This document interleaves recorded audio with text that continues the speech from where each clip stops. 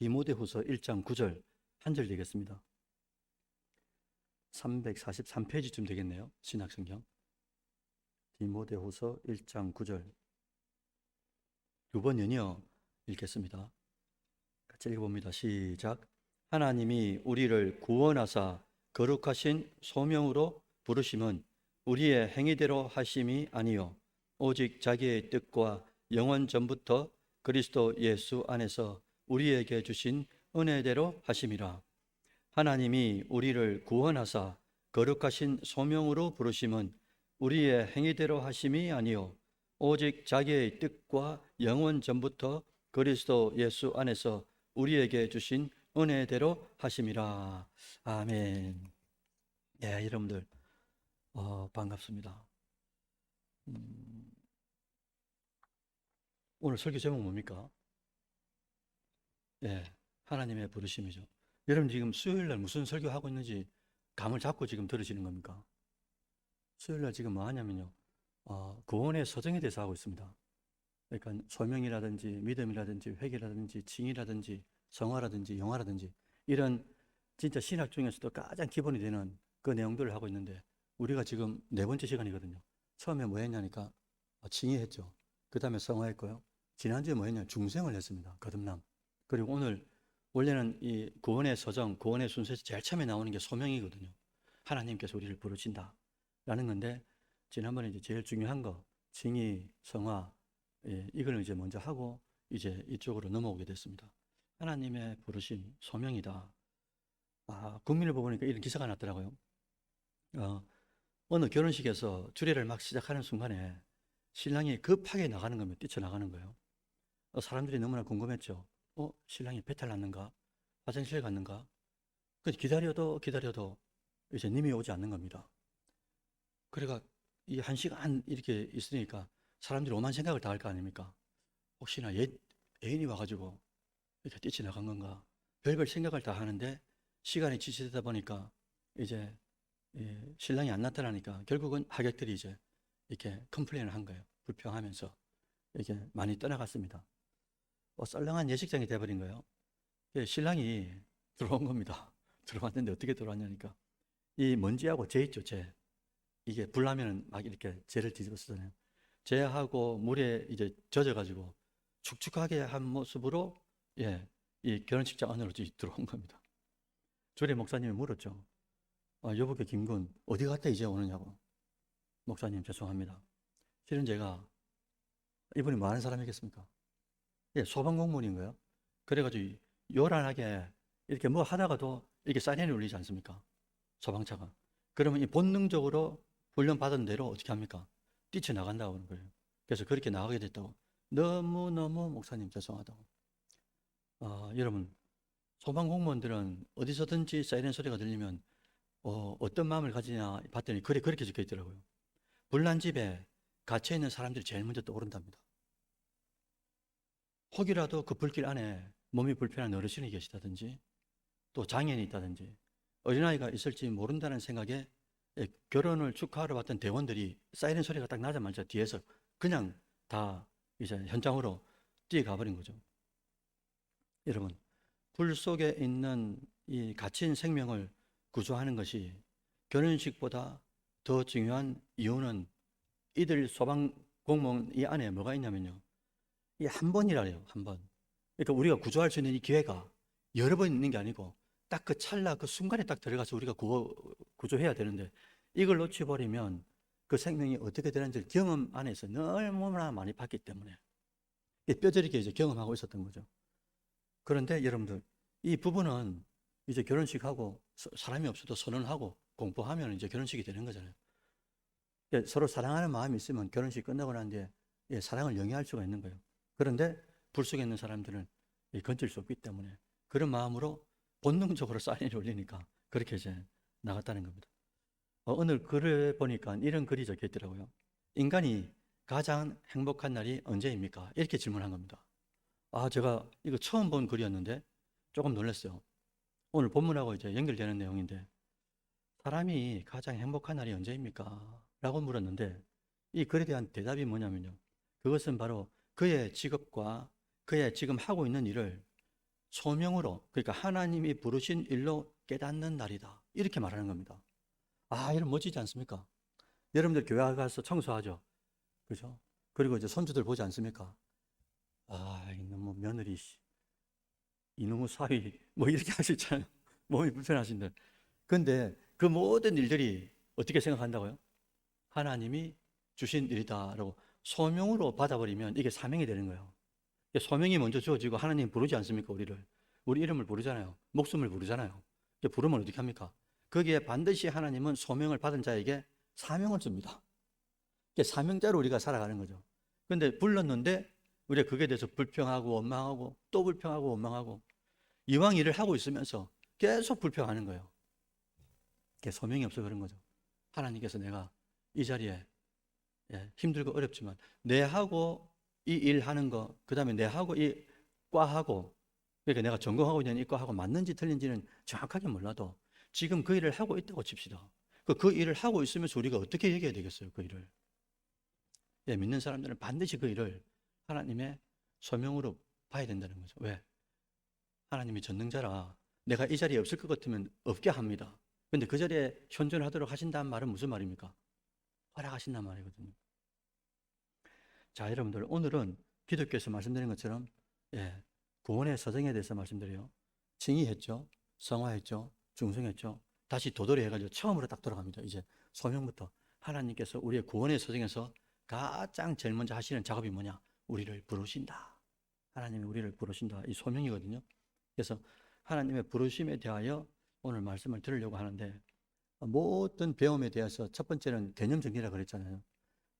소명이 뭐냐라는 겁니다. 소명은 먼저 한자로 보면 부를 소자죠. 그리고 목숨 명자를 씁니다. 뭘 부른단 말입니까? 하나님이 내 나라 이거죠. 뭐를 말입니까? 네 목숨 내 나라 이 말입니다. 여러분들 내 나왔습니까?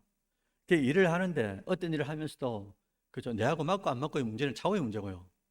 지금 그 현실에 있으면서 불평하고 원망하고 이게 하나님이 부르셨다는 소명감이 없으니까 이게 얼마나 이게 불쌍한 존재입니까? 영어로는 뭐랍니까?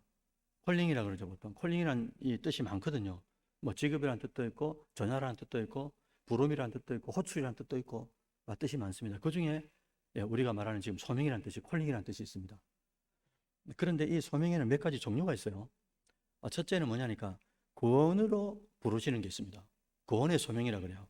그래서 모든 사람, 이제 우리 합동 측에서 이야기하는 교단에서 말하는 이제 택한 사람에게 주어지는 회개와 믿음을 통한 구원의 부름을 말씀하시는데 오늘 본문 디모데후서 1장 9절에 딱 보십시오. 뭐라고 되어 있냐면요. 이렇게 딱 시작하거든요. 하나님이 이렇게 합니다. 하나님이 우리를 뭐 한다고요? 구원이라는 단어가 딱 먼저 들어오죠. 하나님이 우리를 구원하사 그 다음 뭐라겠습니까? 거룩하신 소명으로 우리를 불렀다 이렇게 하십니다. 그러니까 구원을 위하여 그래서 여러분들 소명 그 다음에 회개, 믿음, 칭의 뭐 이거 쭉 있지 않습니까? 이 과정을 제가 뭐라고 했습니까? 아까 타이틀이 구원의 서정이라 그랬죠. 서정이라는 말은 쉬운 말로 순서란 말입니다. 구원의 서정에서 첫 번째가 뭐라고요? 소명이다. 이걸 이제 말씀하고 있는 거죠. 그래서 구원을 위한 소명 이게 이제 첫 번째입니다. 그 다음에 또 두 번째 소명이 있는데 그게 뭐냐면 일반적인 소명이라 그래요. 하나님의 자녀로서 세상 속에서 신실하게 살아가도록 부르시는 삶의 소명이에요. 오늘도 여러분들 각자 흩어져 있다가 각자 삶의 현장에 있다가 우리가 이 자리에 온 것 아닙니까? 각자 여러분의 삶에 있는 그 자리가 소명의 자리인 거예요. 그래서 여러분들 에베소서 4장 1절 한번 보시겠습니까? 다 같이 한번 읽어보시죠. 시작.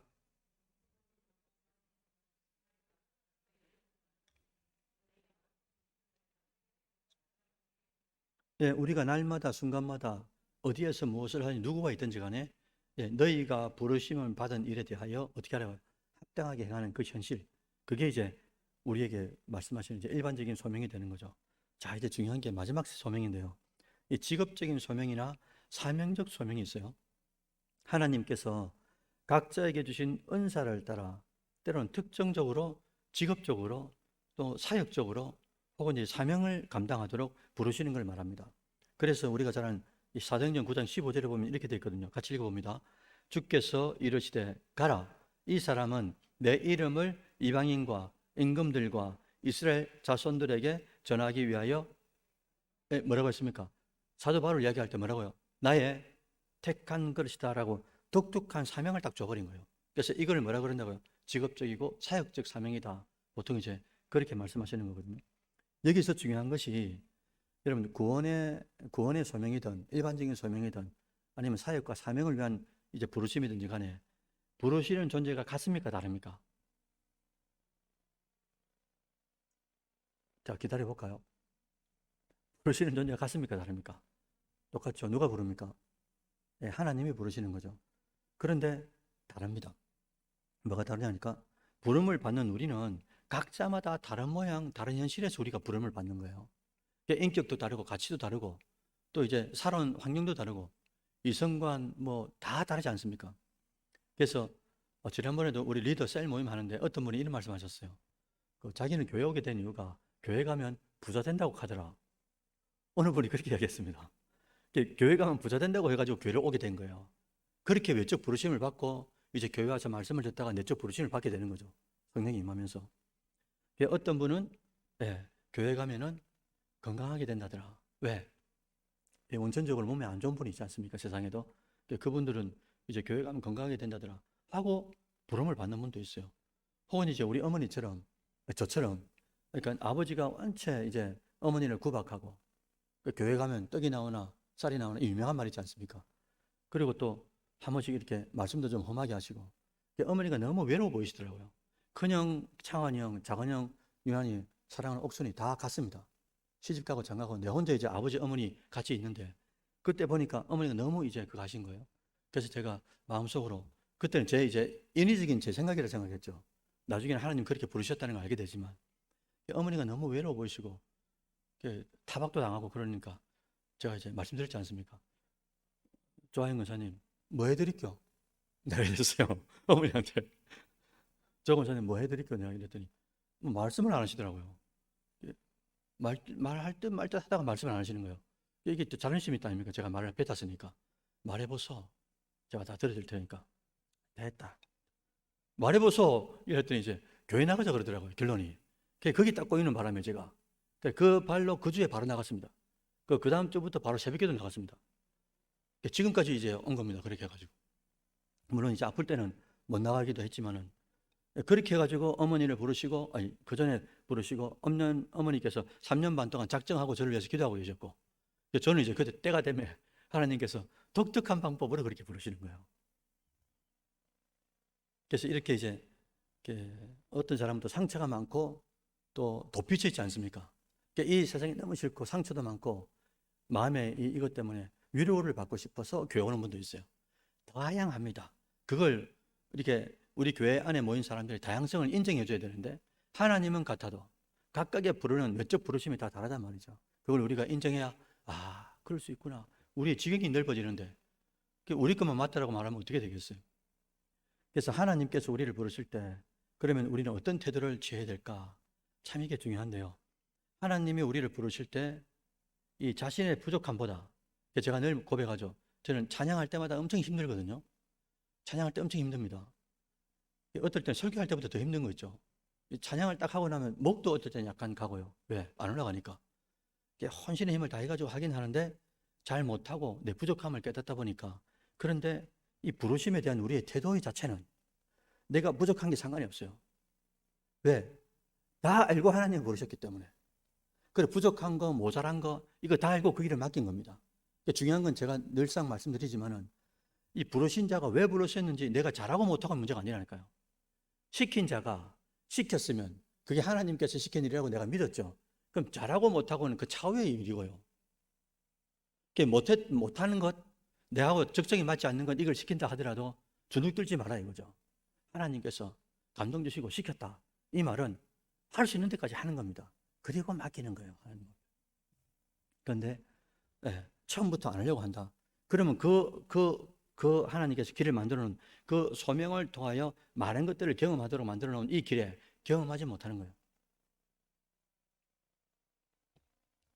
그래서 나의 부족함이나 나의 미흡함이나 나의 모자람이나 그런 것들보다도 나를 부르신 하나님의 전지전능을 믿는 그 믿음이 너무나 중요하다. 그래서 이 부르심에는 종종 이게 훈련하는 과정이 중요하다는 거죠. 내가 못하지만은 이 못함 가운데서도 조금씩 발전하고 성숙해가고 성화해 가는 과정.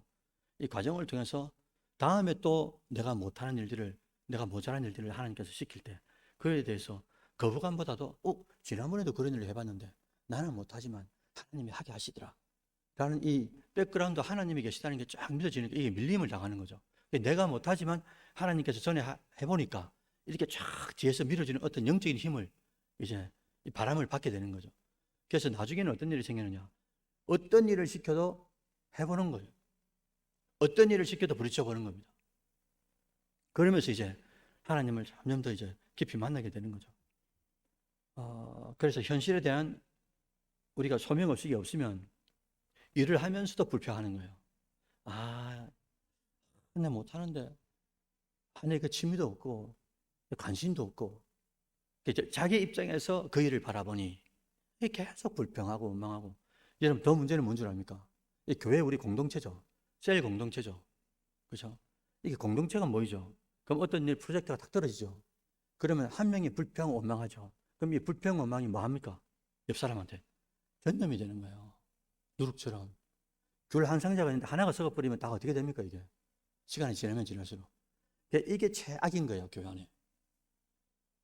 대학교 캠퍼스에서 마찬가지입니다. 어떤 프로젝트를 교수님이 주면은 그걸 못하지만 우리 한번 해보자라고 덤벼야 되는데, 이게 젊음의 배포를 가지고 그게 안 된다, 못한다, 되겠느냐 이러면 좀 죽었다 깨어나도 못하는 겁니다, 그거는. 근데 부딪혀 가면서 깨닫는 게 많고 못하면서 못하는 것은 또 깨닫게 되는 거죠. 그래서 여러분, 에디슨도 뭐랍니까, 이거 필라멘트 만들 때 몇 번 실패했다고요? 수백 번, 수천 번 실패하지 않습니까? 근데 그 실패가 아니고 뭐라고요? 안 되는 방법을 배웠다라고 이야기하잖아요. 똑같은 일을 가지고 각도가 다른 거예요. 안 되는 방법을 배웠다고 이야기하는 겁니다, 에디슨이. 얼마나 독특한 발상입니까, 이게? 이게 믿음으로 딱 스며들어오면 우리도 똑같다는 거죠. 내가 못하고 내가 잘 그거 하면은 그 옆에 사람 붙여주셨으니까 같이 한번 해보자라고. 그죠? 계속 그렇게 이제 나아가는 거예요. 그런데 불평하고 원망하고. 그리고 옆에 있는 사람들도, 그저 해야 되겠나? 왜? 집사님, 권사님 하지 말자 하는데, 굳이 그거 어떻게 되겠어요? 죽었다 깨어나도 못하는 겁니다. 안 되는 방법도 못 배우고, 되는 방법도 못 배우는 거예요. 그렇다면 만약에 하나님께서 우리를, 나를 부르셨다는 소명의식이 확실하죠? 그럼 무엇이 달라지겠어요? 어떤 프로젝트를 하나님 주셨어요. 그럼 우리가 그게 하나님이 주셨다라고 진짜 확실하면은 어떤 일이 일어나겠습니까? 내가 가지고 있는 시간, 내가 가지고 있는 재능, 내가 가지고 있는 돈, 물질, 그 다음에 내가 가지고 있는 이 한 번밖에 없는 이 일생, 생명도 하나님께서 나에게 소명을 주셨다고 믿기 때문에, 나를 부르신 존재가 하나님이라고 믿기 때문에 어떻게 하는 겁니까? 에스더도 그렇고요, 스데반 집사님도 그렇고 내놓는 거예요. 자기 한 번밖에 없는 일생을 하나님이 부르셨다는 그 소명의 가운데 자기를 내놓는 겁니다. 목숨까지도. 물질이 문제가 아니고요, 재능이 문제가 아니고 목숨까지도 내놓는다. 왜? 나를 부르신 존재가 누군지를 알기 때문에. 그래서 주인께서 쓰시겠다 하니까 어떻게 합니까? 마음껏 써라 이거죠. 저를 마음껏 쓰시라. 이 땅에 존재하는 이유도, 내가 지금까지 은혜를 받은 이유도 이때를 위함인지 누가 알겠느냐 이거죠. 그래서 하나님 쓰시겠다 하면은 마음껏 쓰시라고, 부서지도록 쓰시라고. 그래서 우리 청년들을 가만히 보면은 이런 거 엄청 많거든요. 청년들이 가장 고민하는 고민이 뭐냐? 앞으로 누굴 만나야 되느냐? 어떤 사람을 만나야 되느냐? 어떤 직장에 가야 되느냐? 어떤 직장으로 이직을 해야 되느냐? 어떤 전공을 살려야 되느냐? 전공을 그대로 살릴 것인가? 다른 전공으로 가야 되는 것인가? 수많은 미지수의 미래가 다가옵니다. 알 수가 없어요, 미래를. 물론 계시를 받으면 압니다.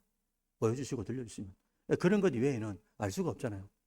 그러니 청년들이 어떻게 합니까? 어떤 사람을 만나야 될지 모르겠다는 거예요. 또 어떤 직장으로 가야 될지 모르겠다는 겁니다. 근데 여러분들, 모르겠다는 것보다도 더 필요한 게 뭐냐? 하나님께서 나를 부르신다라는 소명의식이 있어야 되는 거예요. 내 안에 하나님께서 이 땅에 존재한단 말은 나를 부르셨고, 부르신 자에게 아까 뭘 준다 했습니까? 사명을 준다 그랬죠. 우리가 사명이 닿으면 뭐 한다 합니까? 하나님께 불러가는 거잖아요, 그죠? 사명이다 하면 부르셨고 내가 할 일이 있기 때문에 이 땅에 존재한단 말입니다. 그걸 내가 근본적으로 알고 있으면 하나님께서 부르시고 나에게 사명을 주신다. 난 내가 지금 하고 있는 일이 내하고 맞지 않거나 내하고 별로 좋아하지 않는 일이라도, 한 번은 예전에 이제 우리 모교회 저 구소동에 성일교회라고 있습니다.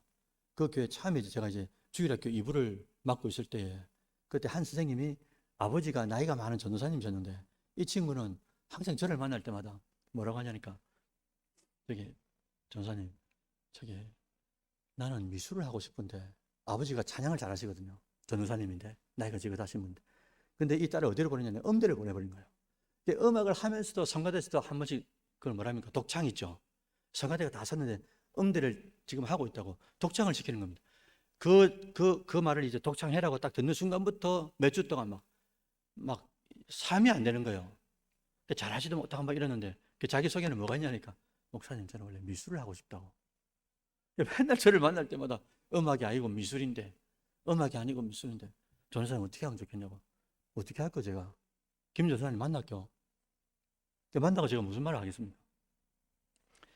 그래서 제가 하는 말이 뭐냐니까, 그럼에도 불구하고 지금 현실이 어떻게 부족하겠느냐, 그죠? 그러니까 지금 못하면 못하는 대로 선생님, 김 선생님 최선을 다하시면 된다고 이제 그렇게 이제 말씀드린 적이 있죠. 여러분, 누구도 모릅니다. 내 앞날이 하나님께서 어느 직장으로 어떤 사람을 만나서 어떻게 하실지 아무도 모르는 거예요. 근데 중요한 사실이 하나 있습니다. 우리가 진짜 잊어버리면 안 되는 거예요. 그게 뭐냐니까, 내가 하는 일, 지금 어떤 직장에 있죠. 내가 어떤 전공을 살리고 있는 거예요. 그럼 앞으로 어떤 전공, 어떤 사람, 어떤 연애, 어떤 결혼이 다가올지 아무도 모릅니다. 근데 이제 믿는 사람이 아는 게 하나 있어요. 그게 뭐냐니까, 내가 지금 현재 이 일, 그리고 만나고 있는 사람, 어떤 역사가 일어나가지고 어떻게 변화될지 모르지만 내가 이 일을 하나님께서 허락하셨다. 지금 현재 하고 있는 일에 대하여, 내가 지금 있는 만남에 대하여, 내가 그 공동체 안에 있는 것에 대해서 내가 지금 최선을 다하라고 하나님께서 이 자리에 지금 부르셨다라고 하는 걸 가져야 되는 거예요. 그런데 이걸 이제 소명의식을 가지고 있지 못하니까 어떻게 합니까? 누굴 만나면서도 사랑을 잘 못해요. 내가 어떤 직장에 가서도 이게 내하고 적성이 안 맞다는 이유 하나만으로도 어떻게 합니까? 게으르고 나태하고 대충 하고, 그러면서 또 교회 가서, 그 직장 가서는 그렇지 않으라고 이야기하니, 이 세상 사람들이 뭐 압니까? 보이는 대로 보는데, 그게 하나님 앞에 민폐고 교회에 대한 선한 의미가 이제 드러나지 않는 거죠. 그래서 제일 중요한 것은 다 모른다니까요. 우리 미래를 어떻게 합니까? 한 치 앞도 모르는데. 그럼에도 우리에게 뭘 주셨냐니까, 믿음이라는 걸 주셨어요. 근데 이 믿음이란 독특하게도 우리 아브라함한테도 그렇지 않습니까? 믿음의 조상이 되는 이유가 뭡니까? 갈 바를 모르지만은 믿고 가는 거예요. 뭘 믿는 겁니까? 하나님이 그 현실 하나하나가 징검다리가, 현실이라는 징검다리 안에서 그 위에 섰을 때, 내가 섰을 때 최선을 다하면 그 다음에 징검다리 현실로 하나님께서 세우시고, 다른 사람을 만나게 할 것 같으면 다른 사람을 만나게 하고, 이직을 하게 되면 이직을 하고, 취업을 하게 하면 취업을 하게 하고, 전공이 바뀌게 될 것 같으면 바뀌게 하신다. 이런 믿음을 가지고 징검다리를 들여가는 거예요. 그러니 이게 없으니까 직장 가도 재미가 없어요. 왜? 내하고 안 맞다고 생각하니까. 억지로 하는 거예요. 그렇죠? 그게 제일 불쌍한 존재가 누굽니까? 아까 제일 행복한 사람이 누구라 말씀하셨어요? 내가 이 일을 하면서 이 일에 대하여 하나님께서 나를 이 일을 위하여 부르셨다. 이러면 잘하고 못하고 문제가 아니라니까요. 재능이 있고 없고의 문제가 아니라니까. 이왕 잘하면 좋죠. 그런데 우리가 항상 인생을 살아가면서 어디 내가 잘하는 것만 합니까? 내가 좋아하는 사람만 만납니까? 그렇지 않으면 그럴 수가 없다니까요.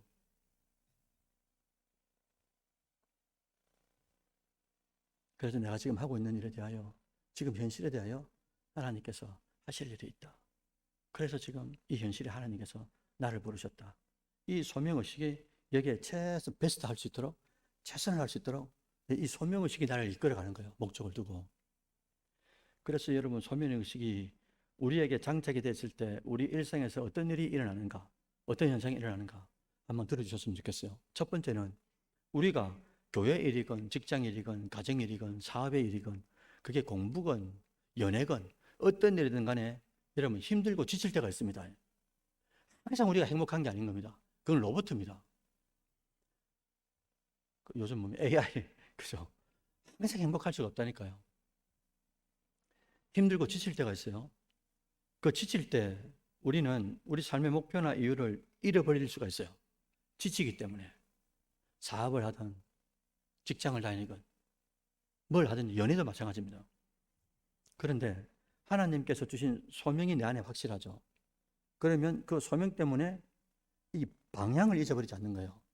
하나님께서 나를 부르셨다는 이 하나 때문에 내가 왜 일을 하고 있는가? 그 질문이 있을 거 아닙니까? 내가 지치고 힘들 때마다 이거 계속 해야 되는가? 얼마나 많이 그런 파도가 치겠어요. 근데 그때마다 내가 지금 이 자리에 왜 있는가라고 가만히 묵상하면 할수록 내 양심을 탁탁 치는 게 누구냐니까 성령입니다. 내가 너를 그 자리에 불렀다. 이렇게 말씀하시는 거예요. 형 진짜입니다. 그렇게 말씀하시기 때문에 그 질문 앞에 우리는 뭐라고 대답해야 되는 겁니까? 주님, 주의 성령께서 나를 이 자리에 부르셨습니까? 그걸 진짜 들으면 우리가 어떻게 반응하겠어요? 그 일을 대충 하겠습니까? 아니잖아요. 최선을, 왜? 하나님께서 부르셨다고 하시니까 최선을 다해서 그 일을 하게 되죠. 그러니까 힘들고 지칠 때마다 이 소명의식이 내 안에 딱 장착이 됐으면, 다른 허튼 일이나 다른 방향으로 나가지 않고, 그죠? 하나님이 원하시는 그 방향으로, 방향을 잃지 않도록 쭉 이제 나아가도록 만들어주신다라는 거예요. 두 번째는 우리 안에 소명의식이 딱 확실하면요, 어떤 현상이 일어나는가? 하나님께서 부르셨다는 이 소명의식이 나의 고난을 의미 있게 만들어준다라는 겁니다. 진짜 재밌는 말입니다, 이게. 인생에서 여러분들 가장 괴롭고 죽고 싶은 순간은 고통이 너무 클 때가 아니라는 거예요. 자, 다시요. 우리가 진짜 괴롭고 힘들고 막 마지막 극단적인 생각을 하는 사람들의 마지막 그게 뭐냐니까 내가 너무 고통이 너무 커서 그게 아니라는 겁니다. 그건 뭐냐? 이 고통과 괴로움에 대한 의미를 찾지 못하는 거예요. 내가 뭘 하는데 뭐 하는지 모르겠다는 거예요, 이게. 계속 그 일을 해야 되는 거예요. 의미가 없다 보니까 무의미하게 살죠. 무의미한 이 인생이 나에게 무슨 의미가 있냐 이거예요. 무의미한 이 일이, 무의미한 이 만남이 나에게 무슨 의미가 있냐요, 그죠? 의미가 없다 보니까 어떻게 하는 겁니까? 극단적인 선택을 하게 되는 거예요. 의미가 없으니까. 그러나 그 어떤 고난과 환난도 하나님께서 나를 부르셨다. 이 소명이 있으면 그 고난은 어떻게 받아들이느냐? 하나님께서 이 고난을 통하여 나를 성숙과 성화의 길로 가게 한다. 라고 믿습니다. 진짜 믿어지고요. 그래 훈련의 과정이라고 그랬지 않습니까? 훈련의 과정에 있다라고 생각이 들게 하고요. 또 하나님 나라 확장을 위해서 하나님께서 지금은 내가 썩 좋아하는 일이 아니지만 이 과정을 통해 가지고 이런 만남을 통해 가지고 이 공동체를 통해 가지고 내가 갖춰야 될 예를 들어 갑옷이랄까 이게 좀 손에 장갑이 필요하면 이 장갑에 대한 하나님께서 옷을 입히는 거예요. 뭔가 부족하면 이걸 탁탁탁탁탁탁 붙이 과정 속에서 말입니다. 우리 인생 속에서. 그래가지고 다음에 어느 순간인가 하나님께서 쓰시려고 할 때 그때 딱 이미 나를 뒤돌아보니까 이미 이제 주님께서 옷을 다 입혀놓은 거죠. 갑옷을. 영적 갑옷을. 그런데 그 과정 속에 우리가 싫다, 나쁘다, 이렇게 원망 불평으로 그런데 어느 순간에 이게 딱 입어보니까 장갑도 없고 창도 없고 싸우려고 딱 덤비는데 어떻게 되겠습니까? 이길 수가 없는 거예요. 세 번째로 하나님의 부르심인 이 소명은 우리 각자를 하나님께 더 가까이 이끌어준다라는 거예요. 그래서 여러분들 우리가 힘들죠. 그리고 힘들 때마다 인간적인 이 해결을 찾기보다도 이 소명을 붙드는 자 있죠. 그래서 하나님께서 왜 이렇게 힘들고 어렵게 하실까라는 문제 제기를 하나님 앞에 하는 겁니다. 하나님 앞에 하고 물론 이제 공동체 안에서도 집사님, 권사님, 장로님 이거 좀 기도해 주십시오. 물론 부탁하죠. 그러면서 어떻게 합니까? 우리에게 주신 크리스찬에게 주신 가장 큰 특권, 기도할 수 있는 특권을 통해 가지고 그 문제를 가지고 누구한테 간다고요? 하나님 앞에 문제 제기를 하는 거죠. 하나님, 이런 문제가 생겼는데 하나님이 날아가는 참새 한 마리, 저기 들꽃 하나까지도 하나님이 입히고 먹인다고 하셨습니다. 그 말씀을 믿습니다. 하물며 사랑하는 독생자까지 죽이시면서 나를 사랑하신다고 약속하셨고 확증해 주셨는데 이 문제가 나에게 닥쳤는데 우리 자녀의 문제가 닥쳤는데 이 일을 하나님께서 풀어주실 줄 믿습니다. 그리고 이 문제를 하나님 앞에 맡겨드립니다. 계속 기도하는 거예요. 계속 기도하면서. 그러면서 어느 순간인가 이전보다 더 큰 문제가 또 생겨버려요. 그런데 이전에 기도로 풀어나갔던 그런 과정이 있지 않습니까? 그러면 별로 겁먹지 않는 거죠. 그러니까 이런 내용들이 성경에 요소요소에 다 들어가 있습니다. 소년 다윗이 아버지 이새에 이제 양을 치고 있죠. 치다가 아버지 심부름을 받습니다. 어디로 갑니까? 형들하고 이스라엘 군인들, 사울 왕이 누가하고 지금 대치하고 있는 거죠. 블레셋하고 대치하고 있습니다. 블레셋은 지금으로 따지면 이제 바이킹이거든요. 바이킹.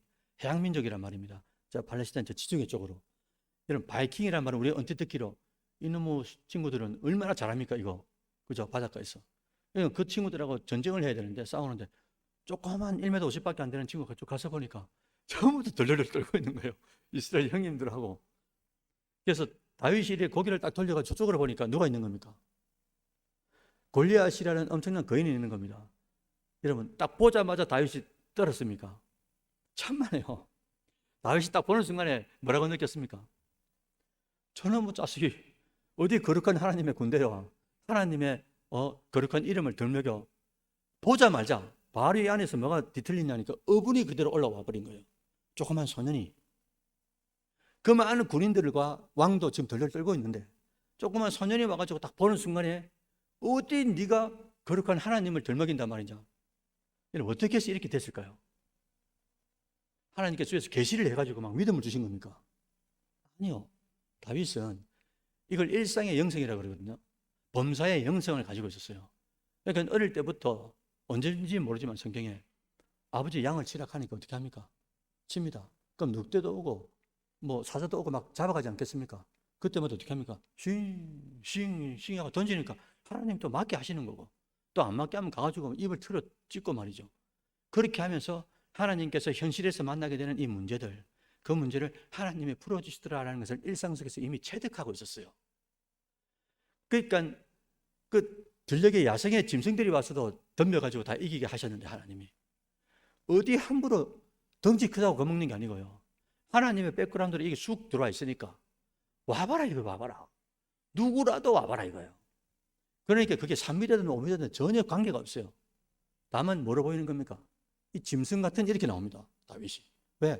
진짜 짐승을 쭉 물질러 왔기 때문에 일상 속에서. 그래서 우리도 일상의 영성, 즉 평상시에 늘 하나님을 인식하고 의식하고 그리고 또 무서운 야생 짐승들 만날 때마다 우리에게 주신 뭐 기도의 특권이라든지 여러 가지를 잘 영적인 루트를 잘 사용해 가지고 이걸 일상 속에서 맛을 본 사람들은 태산 같은 문제, 어둠의 터널을 만나도 어둠이 안 된다니까요.